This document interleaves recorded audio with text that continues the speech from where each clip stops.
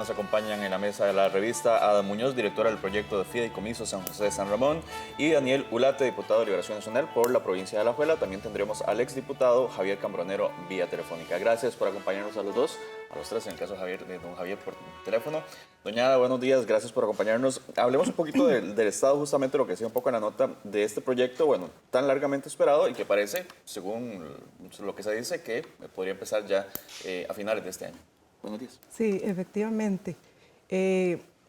Haciendo un proceso de planificación responsable, nos dimos a la tarea de poder definir cuáles obras se podían adelantar, pensando en que sean obras que queden incorporadas al proyecto integral, de forma que pudiera resolverse la situación crítica que hay en algunos de los tramos y puntos críticos del proyecto.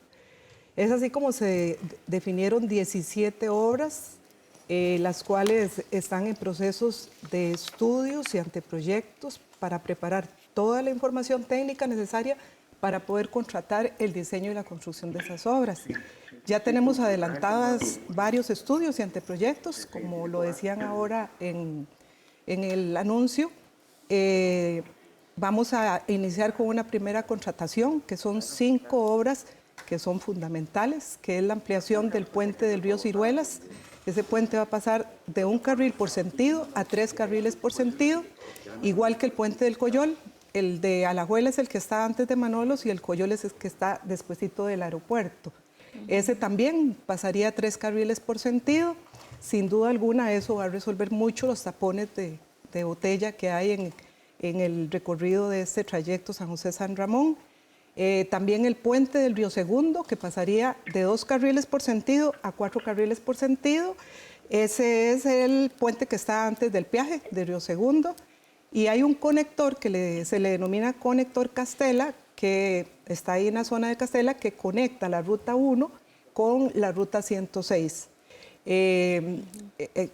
Queremos empezar primero con la ampliación de esos puentes. Seguirán otras obras de igual importancia, y todo esto también está orientado para que en el momento en que se venga a construir el proyecto integral tengamos rutas alternas que nos faciliten un plan de manejo de tránsito durante el proceso de construcción de la vía.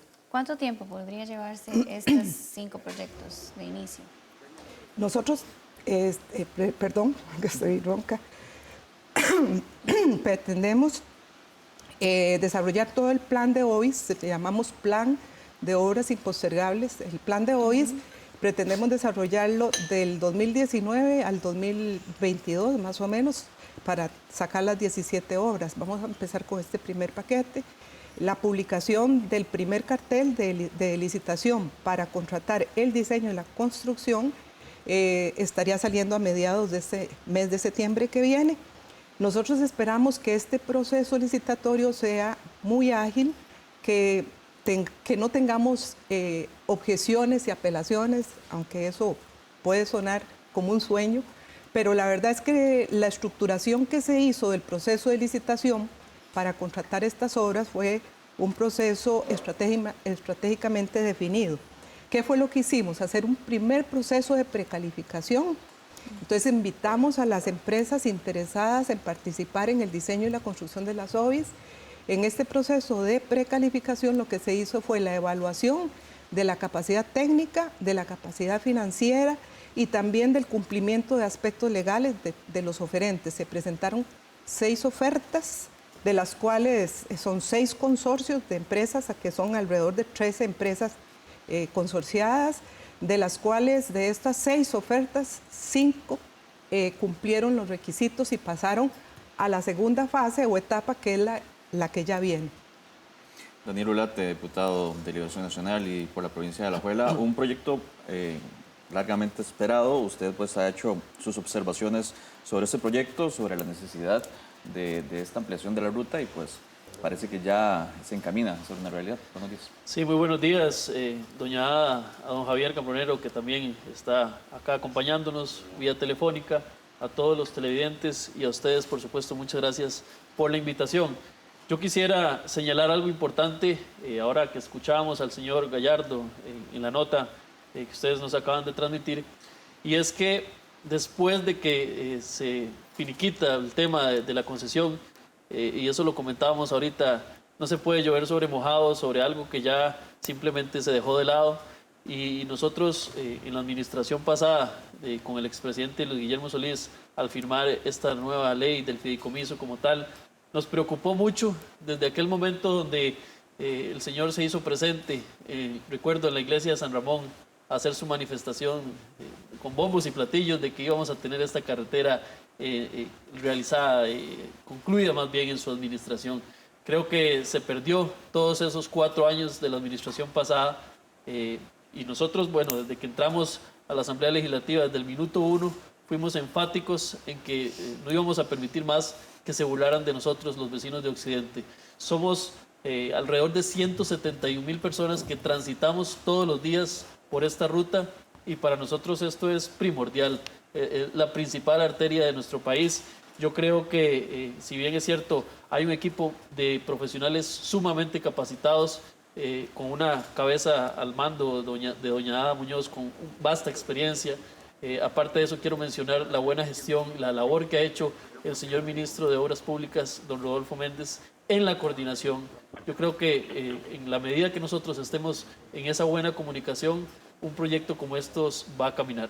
Sí me preocupa que, como te decía, 4 años pasaron del gobierno anterior, desde que se toma la decisión con ir con el fideicomiso, y ahora, según nos explica la señora doña Ada, la programación o el cronograma de trabajo, que también fue parte de lo que nosotros se le pidió junto con los distintos gobiernos locales, estamos hablando que, apartando las OBIs, las obras impostergables, estaríamos extendiendo, según el cronograma, la conclusión de esta obra para el 2024.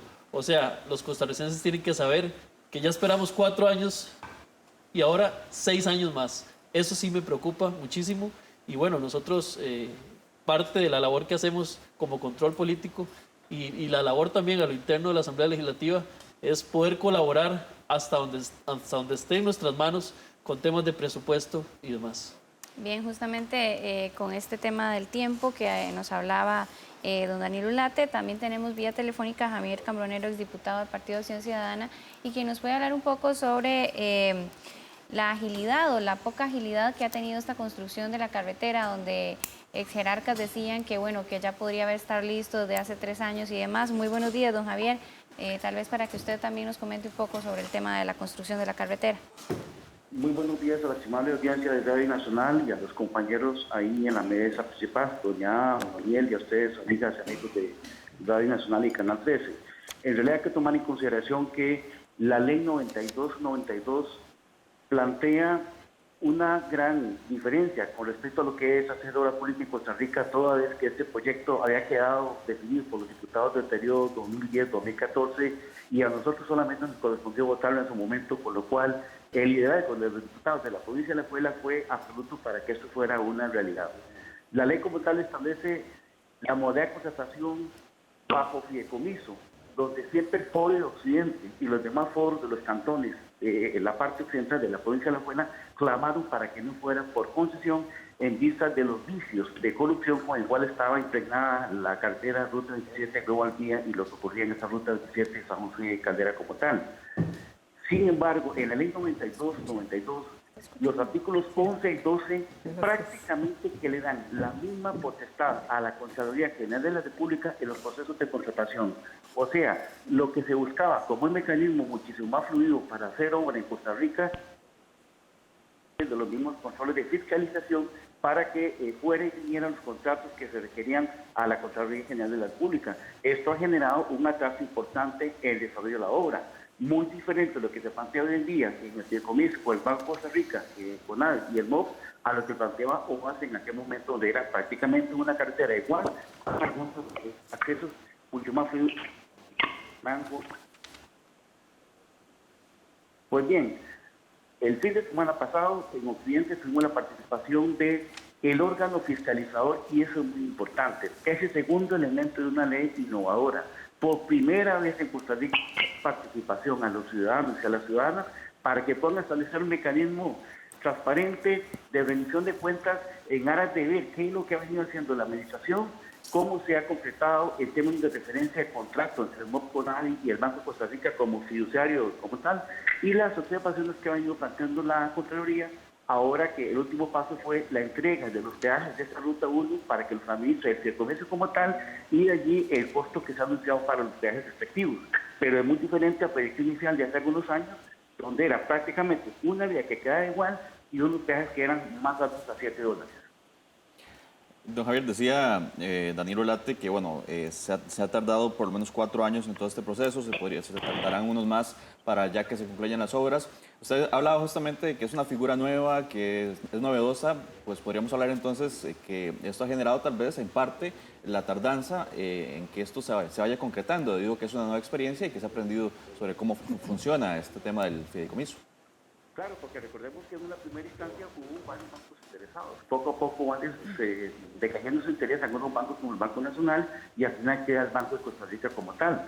Esto hace que entonces la estructuración financiera y la definición de los términos de referencia es algo muy fino, algo muy delicado, porque en esencia estamos hablando aquí de un negocio, una obra que tendrá que impactar la economía costarricense en los próximos años y que sin duda alguna la explicación que por casi 4 horas hicieron el órgano fiscalizador en Occidente, en Palmares, el pasado fin de semana, permite a la ciudadanía tener tranquilidad de que en efecto habrá que pagar de inmediato un poco más por los peajes, pero hay que financiar estas obras como tal si queremos una carretera del primer mundo.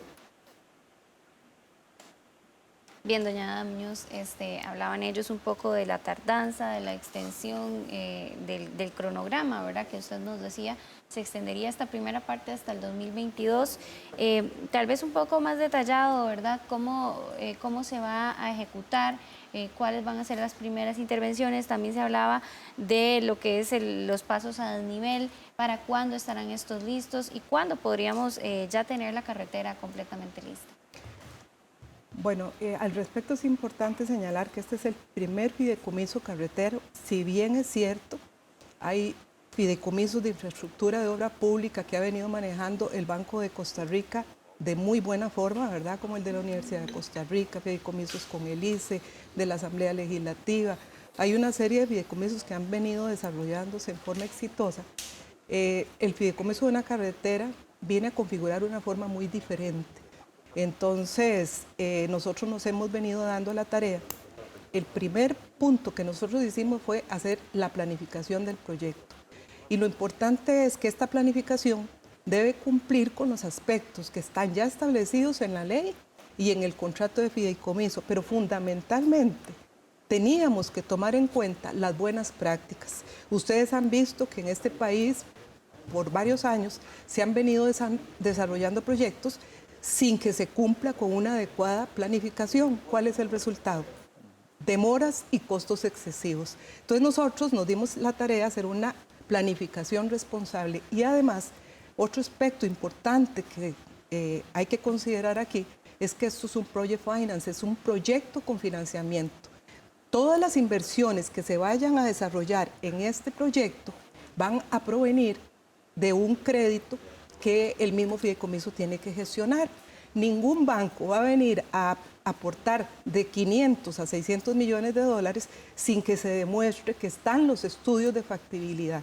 En todos los ámbitos, como lo decía la comunicadora de la UAPA hace un rato, en el ámbito técnico, en el ámbito ambiental, en el ámbito social, en el económico, ¿verdad? Que sea un proyecto que beneficie al país y desde el punto de vista financiero.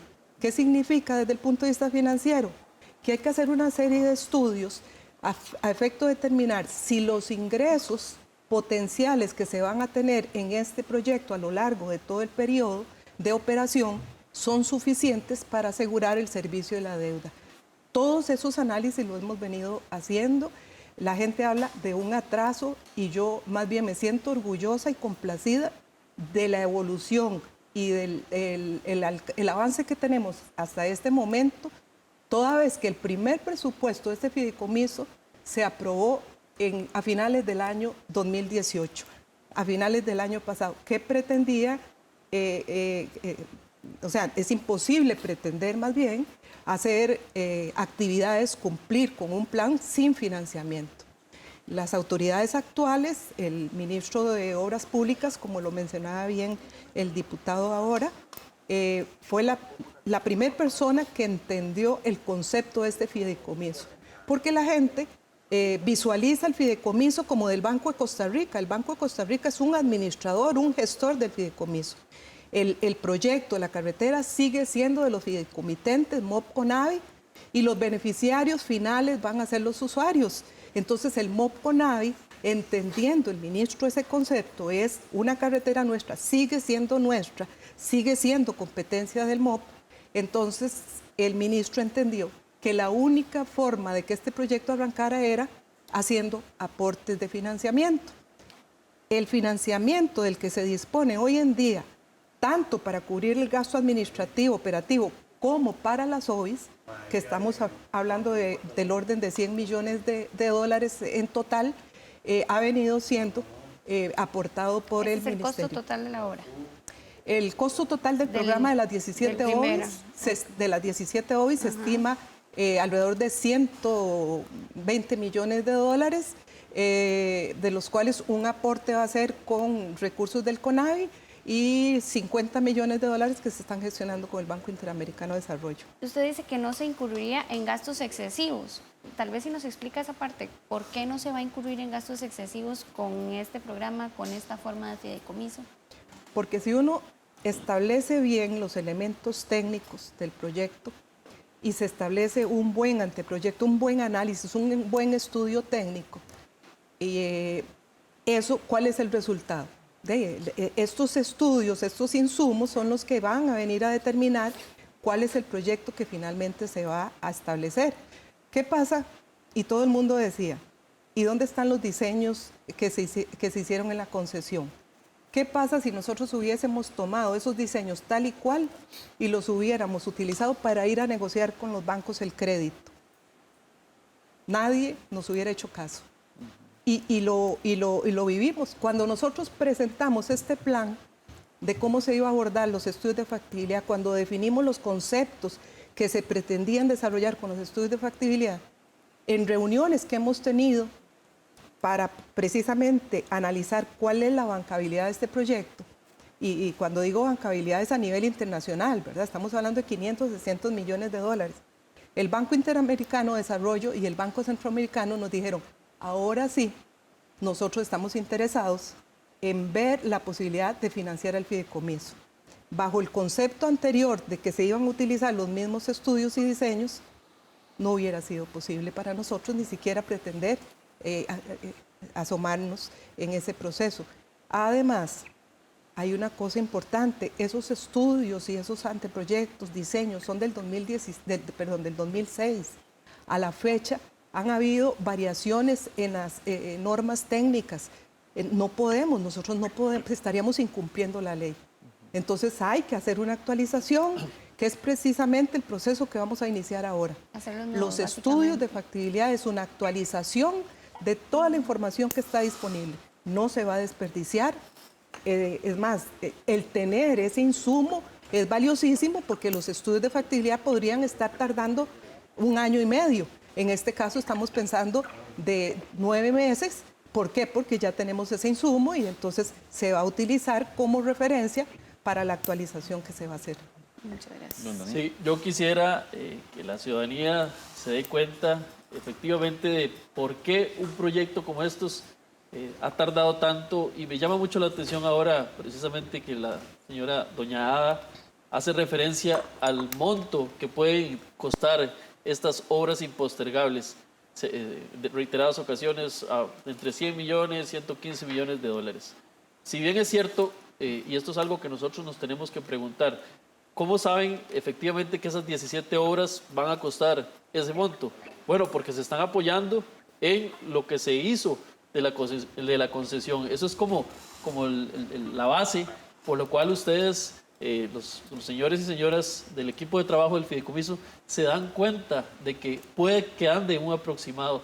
Entonces, a mí me preocupa, doña, cuando usted habla de los estudios de prefactibilidad y demás, sí, que son otra cosa completamente distinto a lo que hubo en la concesión.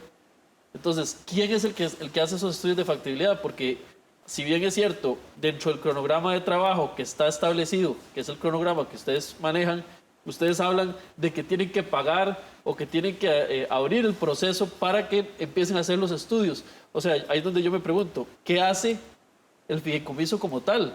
Porque si bien es cierto, el fideicomiso a lo largo, desde que se conforma hasta que concluya, Dios primero, o sea, le pedimos a Dios que en 6 años efectivamente tengamos la carretera, ellos reciben alrededor de 240 millones de colones mensuales en gasto, digamos, al fideicomiso como tal. Entonces, multipliquen eso alrededor de 6 años, ¿cuánto significa eso? O sea, si bien es cierto, la calidad de profesionales no los tenemos en otro lado, pero también tenemos que hacer ver que el tema como tal de los estudios de prefactibilidad, entonces no lo está haciendo el fideicomiso, sino que tienen que esperar un gran tiempo para que alguien más los haga, y mientras tanto, entonces nos preocupa a nosotros que los plazos no se vayan a dar. Y yo creo que sigo enfático que de parte de la Asamblea Legislativa, de los señores diputados y diputadas, cuando han venido los presupuestos, hemos apartado cualquier color político y hemos dado nuestro aporte para que esto se dé. Y yo quisiera que más adelante tal vez pudiéramos comentar sobre los peajes, que me preocupa muchísimo. A eso iba justamente. Los peajes es uno de los temas que más ha generado molestia dentro de los conductores y las 171,000 personas, si no me equivoco, que usted mencionaba, que transitan por esta carretera. Primero, bueno, explicarle a la gente, ¿verdad?, por qué estos cambios, el incremento que se va a hacer, a partir de cuándo, si no me equivoco, es a partir de hoy. Y bueno, el malestar que está generando en la población. Yo quisiera dar mi aporte y tal vez doña Ada, un poco más técnico, puede hacer referencia. En un principio, cuando se trajo abajo el tema de la concesión, fue precisamente el alto costo de los peajes. Pero vean qué interesante, porque yo participé también, al igual que el señor don Javier Cambronero, en la rendición de cuentas, que fue el sábado pasado, que estuvo doña Ada presente ahí en Palmares. Ahí nos dimos cuenta un poco de la explicación que nos dieron los señores del fideicomiso con relación a que desde el 2002 no se actualizaban las tasas de peajes. Vean ustedes qué interesante. O sea, hoy en día pagamos en Saré de peaje 75 colones para lo que son los vehículos livianos. Y en el peaje de Naranjo pagamos 150 colones. Bueno, ellos nos hicieron más o menos un cálculo, una estimación de que si trajéramos a valor presente desde el 2002 a la fecha, estaríamos solamente con esa especulación de los 75 colones pasaríamos a 200 colones. Y de los 150 colones pasaríamos a 400 colones. Vean qué interesante. Esa cifra, esos montos, tienen que pasar por un filtro de ARECEP, que todavía ellos, los señores y señoras del fideicomiso, están haciendo la averiguación de cuáles son los requisitos para poder presentar. Y la ciudadanía tiene que saber algo, y esto es muy importante. Puede ser que esos montos que trajeron a valor presente sean los montos que vayan a quedar, o bien podría ser que esos costos aumenten. Y eso, próximo estaríamos a la espera. Ya le vamos a dar la palabra a doña Ada para que nos dé la explicación técnica. Nos gustaría también hablar de este tema, los peajes, con Javier Cambronero, exdiputado, porque bueno, uno de los temas que generó discusión durante el momento de la concesión fue que los peajes iban a aumentar y esto generó molestia. Ahora estamos hablando de nuevo del tema de aumentar los peajes, pero bajo la figura del fideicomiso, don Javier Cambronero.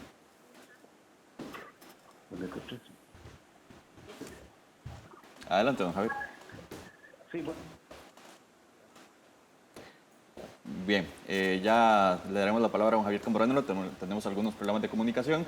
Bueno, la explicación técnica, la justificación técnica de la necesidad de aumentar los peajes. Sí, bueno, antes que todo, yo quiero aclarar a lo que se acaba de referir el diputado. El fideicomiso es el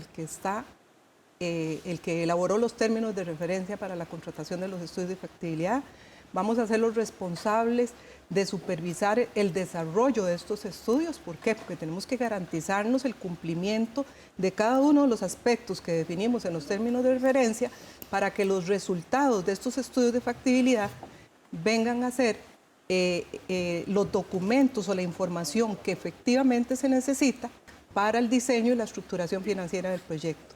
Recordemos que los bancos son sumamente exigentes en la valoración. De hecho, Algunos bancos incluso establecen y condicionan las empresas que tienen que hacer los estudios de factibilidad, porque ya ellos los tienen calificados y dicen, estas son las empresas en las que nosotros confiamos. Nosotros hicimos un proceso licitatorio, porque eso es lo que corresponde en este país y en el fideicomiso también.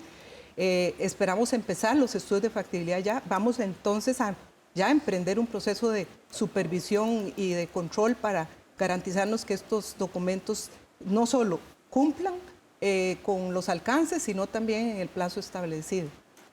Con respecto a los peajes, bien lo decía ahora el señor diputado, es ridículo y vergonzoso que hoy en día en el peaje de Río Segundo se estén pagando 75 colones. Eso siquiera alcanza casi como para la operación. Entonces, ¿qué ingreso le va a quedar al fideicomiso para invertir en todas estas actividades que tenemos que desarrollar? Hay un gasto administrativo, hay un gasto operativo, hay una serie de gastos ahí que hay que cubrir. Y como les explicaba ahora, los ingresos de peajes son los fondos que vienen a constituir el patrimonio del fideicomiso, que es precisamente los que se utilizan para emprender todas las contrataciones y las actividades que estamos desarrollando. Entonces, la primera tarea que nos dimos, incluso antes de recibir los peajes, ahora el 16 de julio pasado, fue contratar un estudio para determinar o para que se hiciera un diagnóstico de la condición de operación actual de los peajes. Efectivamente, en Río Segundo, y aquí todos lo sabemos, hay suspensión de cobro, paradójicamente, en los puntos en los periodos de máxima demanda. Quiere decir que la afectación, por más pequeño que sea el periodo, es muy significativa. Alrededor del 50% de los peajes es lo que se recauda. El otro 50% se está dejando de recaudar. Entonces, el usuario que más impacta la vía es el que no paga. Entonces, ahí nos dimos a la tarea de revisar las suspensiones o los periodos de suspensión que tenía establecidos el CONAVI, que son más o menos, la dinámica es la siguiente: establecer 2 franjas horarias, todos lo sabemos, se suspende el peaje, digamos, en una franja matutina que va de las 7 de la mañana a 9 de la mañana y en una franja vespertina que va de las 4 a las 7 de la noche. Eso es un impacto sumamente desfavorable al fideicomiso, porque no tenemos los ingresos suficientes. Y encima hay una tarifa de 75 colones para el vehículo liviano. ¿De cuáles son las acciones inteligentes, prudentes, oportunas que hay que hacer? Bueno, lo primero que hay que hacer es tomar decisiones para ver cómo se maximiza el ingreso, cómo se optimiza el ingreso. Entonces, lo que hicimos fue hacer un plan piloto para ver el comportamiento de la franja horaria matutina, porque en ese sentido, ¿verdad? En el sentido 1-2, el flujo de tránsito en la mañana es muy bajo, es en el otro sentido donde es alto. Y la eliminamos poniendo el criterio de longitud de cola, dejando nada más el criterio de longitud de cola, que es como lo venía trabajando el CONAVI antes. Eso nos ha dado un resultado. Es un poco prematuro poder ser optimista en estos momentos o dar datos más bien, porque sí soy optimista, pero es en dar datos concretos de cuál es el resultado final. Los primeros días, en esa franja horaria que era 2 horas, se estaba dejando de cobrar 2 horas el peaje a los usuarios que con más obligación tienen que pagar el peaje. Y en esas 2 horas solo se levantó o se suspendió el cobro en un tracto de 5 minutos. El segundo día en un tracto de 6 minutos y posteriormente 5 minutos. Y así sucesivamente. O sea, antes no cobrábamos 2 horas, ahora son solo 5 minutos. Más o menos los estimados que hemos venido haciendo han determinado que eso ha implicado un aumento diario de alrededor de 600,000 colones diario. Esos son ingresos que van sumando y van al patrimonio del fideicomiso y nos va a poder ayudar a cubrir las necesidades que hemos venido estableciendo. Tenemos en línea a Javier Cambronero, diputado del Partido Acción Ciudadana, que también quiere referirse a este tema de los peajes. Adelante, don Javier. Sí, en definitiva, el planteamiento que hace MOB CONAVI junto con el Fideicomiso Banco de Costa Rica establece la urgencia de que hayan estas obras denominadas OVIS, obras viales impostergables, 17 que definitivamente tienen que darle mayor viabilidad y fluidez al tránsito en la ruta como tal. Esto implica que si bien hay recursos que está transfiriendo el MOPCONAVI al fideicomiso por presupuesto 2018, 2019 y 2020, eso es suficiente. De allí que en efecto hay un impacto inicial en las tarifas como tal, tanto en el peaje de segundo como en el naranjo, y arrancar con lo que son las OVIS y estas franjas de la vía San José a la Abuela, que es donde se concentran casi 100.000 vehículos diarios, de modo tal que entonces la ampliación del puente sobre el río La Abuela, la ampliación sobre el puente del río Torres a la salida de San José, el intercambio que hay hacia Barrial de Heredia en la altura de la Castela, son obras fundamentales que darían muchísimo mayor fluidez a un plazo muy corto y que no requeriríamos que el fideicomiso como tal esté totalmente constituido para arrancar con estas obras que van a beneficiar directamente al usuario y que la gente a corto tiempo vea los cambios como tal. ¿Implica un alza? Sí. ¿Implica un costo más? Sí, en definitiva, pero a cambio estaremos recibiendo una vía de primer mundo y una carretera tipo C, tal y como lo establece la ley 9292. Ok, vamos de inmediato a leer algunos comentarios que se generan en nuestras redes sociales para que ustedes que nos acompañan acá puedan referirse también. Tenemos el primer comentario de Patricia Salas, dice, sí, y otra vez pagar más estudios. ¿Cuánto se ha gastado y cuánto será el total solo en estudios de la obra? Esa es una consulta. La otra de Mario Villalobos dice, simplemente con la concepción lo que se quería era hacer un gran negocio como la Ruta 27 y pagar tasas de interés del 14 o 15% en dólares. Con fideicomiso simplemente el costo se va a reducir como 5 veces con tasas del 8%, afirma Mario Villalobos. Y Cintia Sáenz Sancho nos dice Costa Rica y sus estudios, qué tristeza, por eso este país no avanza. Bueno, Tal vez iniciamos con... Mi respuesta sería que si no se hacen estudios, le aseguro que no va a haber avance. Como lo expliqué ahora, los estudios son fundamentales para poder garantizar la bancabilidad del proyecto y para poder definir el alcance del proyecto y cumplir con la ley y las condiciones que los bancos exigen, en primer lugar. Sí.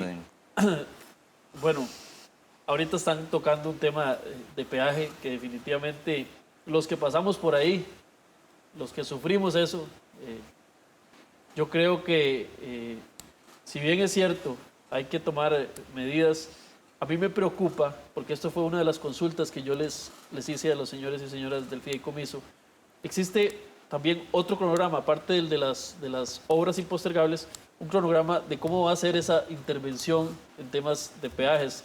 Si bien es cierto, van a aumentar o se estima que van a aumentar el cobro como tal, imagínense lo que es para el ciudadano saber que le van a aumentar la tarifa y no vemos absolutamente nada en carretera. Cuando llegamos a estos peajes, son filas de cientos, de miles de metros que nos quedamos ahí. Y yo les preguntaba, ¿qué pasa? ¿Cómo hacemos para agilizar la parte tecnológica, un Quick Pass o algún dispositivo? Bueno, ellos me comentaron también que dentro de lo que tienen programado, quizás hasta el próximo año podríamos estar contando con esta tecnología. Y tal vez doña Ada pueda hacer referencia porque dentro de la rendición de cuentas que dieron el fin de semana pasado, hicieron mención en los costos que significan ampliar casetas de peajes y otra serie de factores. Hablaron de millones de dólares que yo quisiera también, tal vez que doña Ada le explique a la ciudadanía en qué se va a invertir esos recursos, porque si bien es cierto, se van a hacer estas ampliaciones en los peajes, imagínense ustedes también, eso les va a preocupar a la ciudadanía y bueno, tal vez doña Ada nos puede ampliar sobre ese tema. Sí. Bueno, efectivamente, dentro de las medidas que está recomendando el fideicomiso implementar en las estaciones de peaje existentes, tomando en cuenta que las estaciones de peaje existentes van a permanecer operando durante un periodo determinado, de forma que tenemos que aumentar los ingresos indiscutiblemente. El primer paso es, como les explicábamos a la ciudadanía, la indexación de la tarifa, la actualización de la tarifa. Desde el 12 de septiembre del 2002 a la fecha no hay ninguna variación, eso no es posible. ¿A partir de cuándo sería la fecha de cambio? Eso todavía Bueno, me nosotros quedan estamos dudas. en estos momentos desarrollando el modelo financiero. Como decía ahora, tenemos que ir a la RECEP a gestionar el trámite de aprobación de esa actualización de tarifa. Y el modelo financiero, básicamente, por decirlo, digamos, de una forma muy clara, es precisamente determinar cuáles son los ingresos adicionales que se obtendrían con ese aumento tarifario y dónde se van a aplicar esos ingresos. Entonces, dentro del plan que nosotros ya tenemos establecido, tenemos la estimación de las inversiones totales de este periodo. Recordemos, tenemos que hacer expropiaciones, tenemos que hacer reasentamientos humanos. Hay cualquier cantidad de gente que está habitando las zonas del derecho de vía que vamos a tener que recuperar para la construcción de las obras. Y todos aquí sabemos cuánto duran esos procesos. Y si no hay financiamiento, pues nunca se van a poder desarrollar, ¿verdad? Idealmente y técnicamente, ¿en cuánto se estima que debería quedar el precio de los peajes? Bueno, eso lo va a determinar el modelo financiero. Yo sí, con toda transparencia y honestidad, por el respeto que se merece la ciudadanía, porque hay que decirle ciertamente cuáles son las condiciones. Lo mejor hubiera sido el fideicomiso quedarse callado y no decir nada, pero no. La ciudadanía, el usuario, merece que con tiempo se le avise las medidas y las acciones que se van a adoptar. Bajo esa filosofía nosotros hemos venido trabajando y lo vamos a seguir haciendo. Entonces nosotros estamos anunciando la primera actualización de la tarifa. ¿Va a ser suficiente? Bueno, el modelo financiero lo determinará. Pero, de acuerdo con los estimados, ese adicional no es suficiente para poder cubrir todas las inversiones. Estamos hablando de inversiones en expropiaciones, en relocalización de servicios públicos y en reasentamientos humanos. De tal forma que después vendrán otros análisis para poder determinar cómo va a ser este comportamiento de ingresos y qué medidas adicionales hay que tomar. Ahora bien, también sabemos que las condiciones de operación actuales de los peajes son paupérrimas. Entonces también estamos tomando acciones. Ya tenemos casi listo el cartel de licitación para contratar el suministro, la instalación y la operación de los equipos y sistemas para un cobro automatizado. Eso también va a agilizar mucho el cobro y nos va a permitir que la suspensión de cobro sea menor. ¿De cuánto sería el estimado entonces que ustedes consideran de que esas inversiones? que es? Estamos estimando alrededor de $3 millones. De esos son inversiones en infraestructura. El costo más elevado de inversiones en infraestructura es en el de Río Segundo, porque precisamente es el que tiene más limitaciones. Hay que reubicar una pasarela peatonal, hay que reubicar una parada de autobuses, hay que reubicar la oficina administrativa y hay que ampliar una caseta más, trabajos que hay, y hay que ampliar toda la zona de aproximación para que permita un mejor almacenamiento y una mayor fluidez al momento del cobro. Tenemos que ir cerrando, Daniel. Sí, no, me preocupa, en realidad me preocupa esa cifra que acaba de mencionar la señora Doñada, $3 millones para ampliar casetillas, para equipar. O sea, es una cifra, sumamente elevada, pero bueno, yo quisiera nada más, si ya vamos acá cerrando el espacio, mencionar que de los 3 presupuestos que tenía que de ejecutar el CONAVI al fideicomiso, de darle estos recursos, si bien es cierto, en el 2018 fueron $20 millones, para este año 2019 se suponía, en la buena teoría, en la buena práctica, que tenían que ingresar $30 millones para este año de parte del CONAVI para el fideicomiso. Ahí sumaríamos 50 millones en estos 2 presupuestos. Pero a la fecha de hoy, del 2019, solamente ingresaron entre 5 y 6 millones de dólares.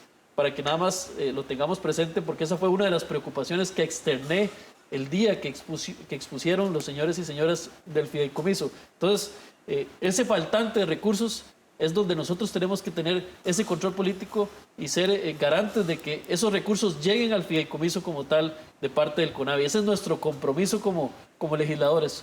Y por supuesto, la otra parte del presupuesto del BID, los famosos $50 millones, yo le dije a doña y públicamente lo digo acá, o sea, yo me comprometo para que esos recursos, en coordinación con el señor ministro de Obras Públicas y Transportes, lleguen a manos del fideicomiso.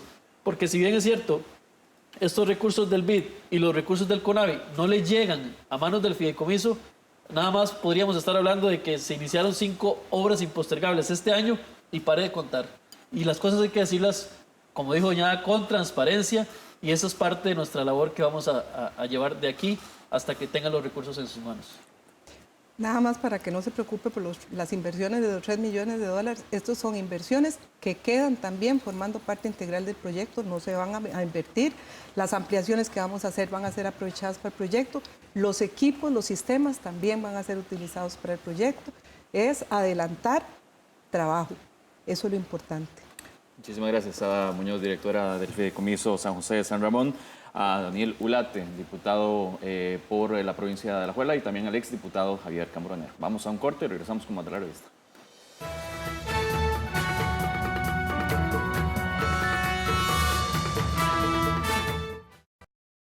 Yo no estoy sola, no soy como esas chicas a las que explota. Puede que a usted la protegieran, seguro. ¿Pero a su novio? ¿A quién le iba a importar un judío? Si esto sale mal, nos iremos a la ruina. A él no le conviene. Es accionista de la fábrica y lo perdería todo. He contratado un seguro personal vinculado a Tejido Silva. Si algo va mal, mi inversión queda protegida. ¿Se puede saber qué buscas con tanto ahínco? Pues las fotografías de Amalia. No sé, creí que las